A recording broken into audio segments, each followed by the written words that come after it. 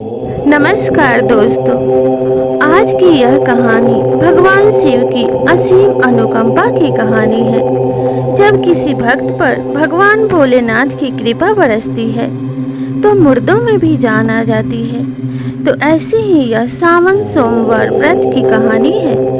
आज सावन का चौथा सोमवार है और जो भी स्त्री या पुरुष इस व्रत को करें उन्हें यह कहानी जरूर सुननी चाहिए। इस कथा को सुनने मात्र से भगवान शिव की असीम कृपा की प्राप्ति होती है। तो चलिए इस कहानी को शुरू करते हैं। एक नगर में एक साहूकार रहा करता था। वह भगवान शिव का परम भक्त था। वह प्रत्येक सोमवार को भगवान शिव की पूजा आराधना और व्रत रखा करता था और प्रतिदिन शिवलिंग पर जल चढ़ाकर भगवान शिव की पूजा किया करता था। जब भी संध्या में प्रदोष काल का समय होता तब वह भगवान शिव के शिवलिंग के पास दीपक जलाया करता था और इस प्रकार से बहुत ही नियम और धर्म के साथ वह भगवान शिव की पूजा और आराधना करता था। साहूकार की पत्नी भी बहुत ही धार्मिक प्रवृत्ति की थी। वे भी भगवान शिव की परम भक्त थी। दोनों पति पत्नी मिलकर भगवान शिव के भक्ति और भजन में लीन रहा करते थे। लेकिन धीरे धीरे समय के साथ सेठ बहुत उदास रहने लगा क्योंकि सेठ की कोई भी संतान नहीं थी।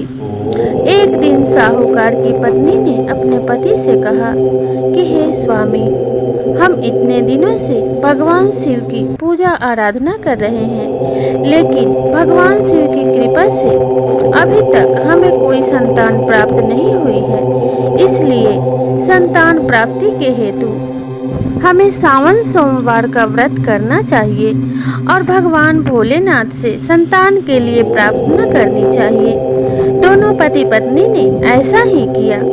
उन्होंने सावन सोमवार का व्रत रखा और फिर भगवान शिव से संतान के लिए प्रार्थना की।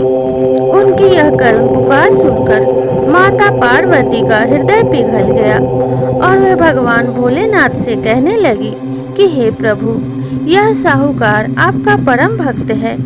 यह हमेशा से आपकी पूजा आराधना करता आ रहा है और नित्य प्रतिदिन यह आपकी भक्ति किए बिना अन्न का एक दाना भी ग्रहण नहीं करता। इसलिए आपको इसकी प्रार्थना अवश्य ही स्वीकार कर लेनी चाहिए और इसको संतान देना चाहिए, क्योंकि अगर आप अपने भक्तों की पुकार नहीं सुनेंगे तो कोई भी भक्त आपके ऊपर आस्था और विश्वास नहीं रखेगा।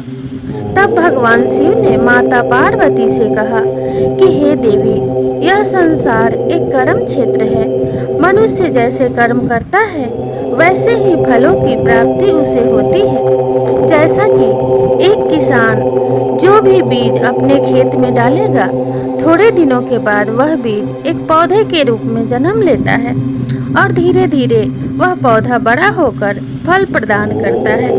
इसी प्रकार से जब मनुष्य अपने कर्म रूपी बीज बोता है तो वह भी धीरे धीरे एक पौधे की तरह बड़ा होता है और उससे भी उस मनुष्य को फलों की प्राप्ति होती है। अगर मनुष्य ने अच्छे बीज बोए हैं, अच्छे कर्म किए हैं, तो उसे अच्छे फलों की प्राप्ति होती है। अन्यथा मनुष्य ने अगर बुरे कर्म किए हो तो उसे उसके कर्मों के अनुसार ही बुरे फलों की यानी दंड की प्राप्ति भी होती है। इस साहूकार ने पिछले जन्म में ऐसे कर्म किए हैं जिसके कारण इस साहूकार के भाग्य में संतान का योग नहीं है। इसीलिए यह निसंतान होकर अपना जीवन व्यतीत कर रहा है। तब माता पार्वती ने कहा कि हे भोलेनाथ, हे पति परमेश्वर, अगर आप मुझसे प्रेम करते हैं तो इस साहूकार की करुणा भरी पुकार सुन लीजिए और आप इसे एक पुत्र प्रदान कीजिए। तब भगवान शिव ने कहा कि हे देवी, अगर आप इतना कह रही हैं तो मैं इसे एक पुत्र दे देता हूँ, लेकिन उस पुत्र की आयु सिर्फ 12 वर्ष की ही होगी। इसलिए तब आप मुझे मत कहिएगा कि मैंने इसे अल्पायु पुत्र क्यों दिया, क्योंकि इसके भाग्य में संतान नहीं है। फिर भी इसे एक माता पिता बनने का सुख मिले, इसलिए मैं एक पुत्र प्रदान कर रहा हूँ। तब माता पार्वती ने कहा कि ठीक है प्रभु, कुछ भी ना होने से कुछ होना सदा ही हितकर होता है, इसलिए आप इसे अल्पायु पुत्र ही प्रदान कर दीजिए।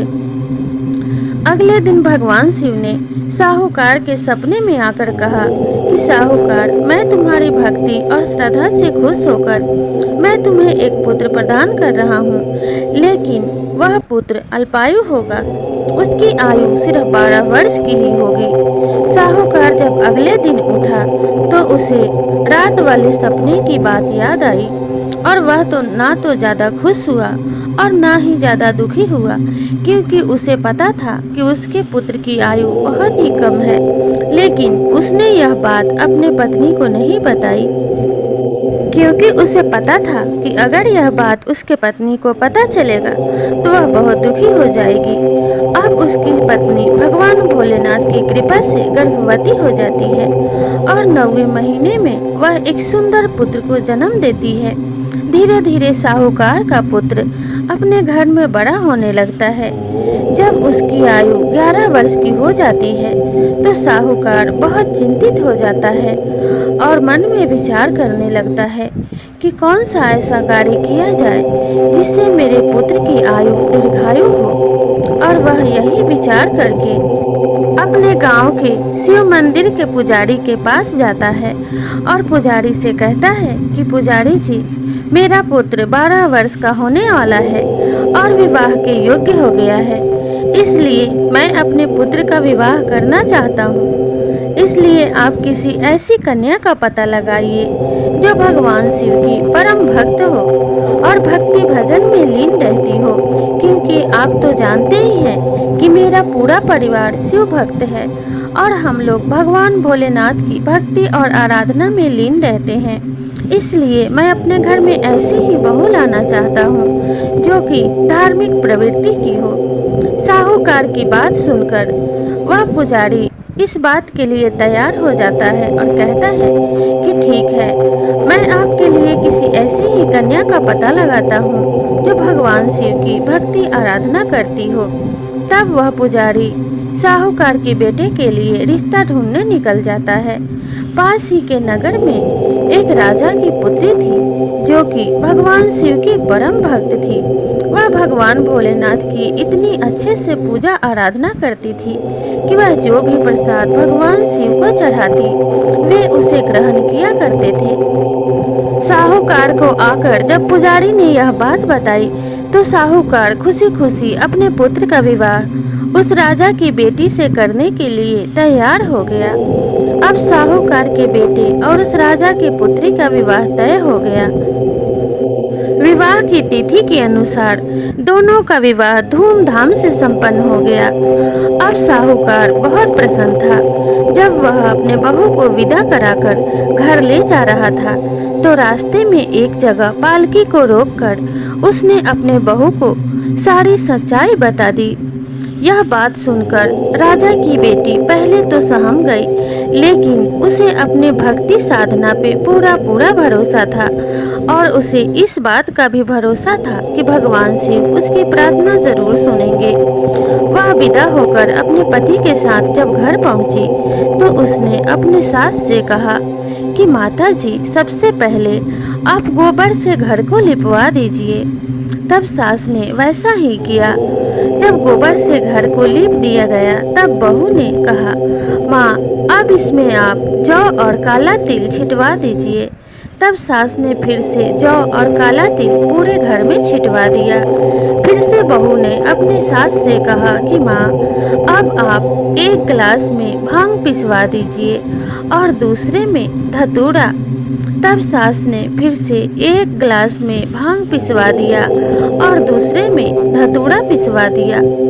इस प्रकार से सारी तैयारी हो जाने के बाद बहू का गृह प्रवेश होता है।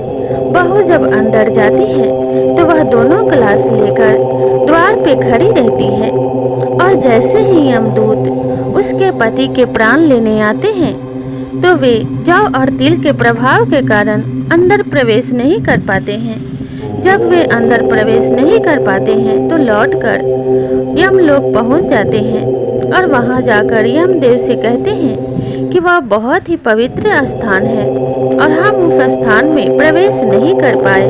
तब यमदेव भगवान शिव के पास जाते हैं और कहते हैं कि प्रभु, आपने जिस बालक के प्राण लेने के लिए हमें भेजा था, मेरे दूत वहां पहुंच नहीं पाए।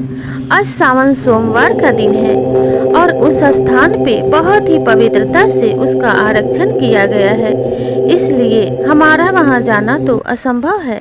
वहां तो सिर्फ आप ही जा सकते हैं। तब भगवान शिव ने कहा कि ठीक है, मैं ही जाकर उस बालक के प्राण लेके आता हूँ। और तब भगवान शिव उस साहूकार के घर चले जाते हैं। भगवान शिव ने देखा कि साहूकार की बहू दरवाजे पे एक गिलास में भांग और दूसरे गिलास में धतूरा लेकर खड़ी है। जैसे ही भगवान शिव उस दरवाजे पे पहुंचे, साहूकार के बहू ने भगवान शिव को भांग से भरा हुआ गिलास थमा दिया। जैसे ही भगवान शिव ने भांग का गिलास पिया, वे बहुत आनंद विभोर हो गए और खुशी खुशी उसे सदा सौभाग्यवती रहने का आशीर्वाद दिया। फिर साहूकार की बहू ने दूसरा गिलास भी भगवान शिव को दे दिया, जिसे पीकर भगवान शिव इतने आनंदित हो गए कि उन्होंने आनंदवश साहूकार की बहू को सदा सुहागन रहने का आशीर्वाद दिया और ये भी कहा कि तुम्हारा पति चिरायु हो, सदा सदा के लिए तुम दोनों का साथ बना रहे। यह आशीर्वाद पाकर साहूकार की बहू भगवान शिव के चरणों में गिर गई और बहुत खुश हो गई। जब भगवान शिव ने साहूकार की बहू को अपने चरणों में देखा तो उसे बोले कि उठो पुत्री, मैं तुम्हारी पूजा और भक्ति से प्रसन्न होकर तुम्हें सदा सुहागन रहने का आशीर्वाद देता हूँ, इसलिए अब तुम किसी बात की चिंता मत करो। लेकिन भगवान शिव को इस बात का भी आभास हुआ कि उन्होंने जिस बालक को 12 वर्ष का जीने का आशीर्वाद दिया था, वे अब उसे दीर्घायु कर चुके हैं। फिर भी उन्हें अपने इस गलती पे कोई पछतावा नहीं था, क्योंकि भगवान शिव ऐसे ही हैं, सदा अपने भक्तों का कल्याण करते हैं और जब उनके भक्त प्रसन्न होते हैं तो भगवान भोलेनाथ अति प्रसन्न होते हैं। इसलिए भगवान शिव की पूजा और आराधना जो भी सच्चे हृदय से करता है, वे कभी दुखी नहीं रहता। भगवान शिव उसे रंग से राजा बना देते हैं, अल्पायु से दीर्घायु बना देते हैं। इस प्रकार साहूकार का पुत्र दीर्घायु हुआ और साहूकार की तपस्या सफल हुई। साहूकार की बहू भी अपने सुहाग के साथ खुशी खुशी जीवन बिताने लगी। वह साहूकार का पुत्र अपने माता पिता की अच्छे से सेवा करता और भगवान शिव की पूजा और आराधना भी किया करता। इस प्रकार से उनका जीवन सुखमय हो गया। भगवान भोलेनाथ ऐसे ही हैं, जो भी सच्चे हृदय से उन्हें पुकारता है, वे उनकी पुकार हमेशा सुनते हैं और उनके सारे कष्टों को हर लेते हैं। इसलिए हर एक स्त्री और पुरुष को भगवान शिव की पूजा और आराधना सच्चे मन से करनी चाहिए। सावन का महीना परम पावन और पवित्र महीना होता है और इस महीने में अगर कोई शिवलिंग पे एक बेल का पत्ता भी अर्पित कर दे तो उससे भगवान शिव अति प्रसन्न हो जाते हैं और उन पे अपनी कृपा दृष्टि बरसाते हैं। इसलिए हर एक स्त्री पुरुष को सच्चे मन से भगवान शिव की आराधना करना चाहिए और प्रेम से बोलना चाहिए, ओम नमः शिवाय, हर हर महादेव, जय भोलेनाथ। तो यह कहानी यहाँ पर समाप्त होती है। मिलते हैं अगले कहानी में। अगर यह कहानी अच्छी लगी हो तो लाइक, शेयर और सब्सक्राइब ज़रूर कीजिएगा। नमस्कार।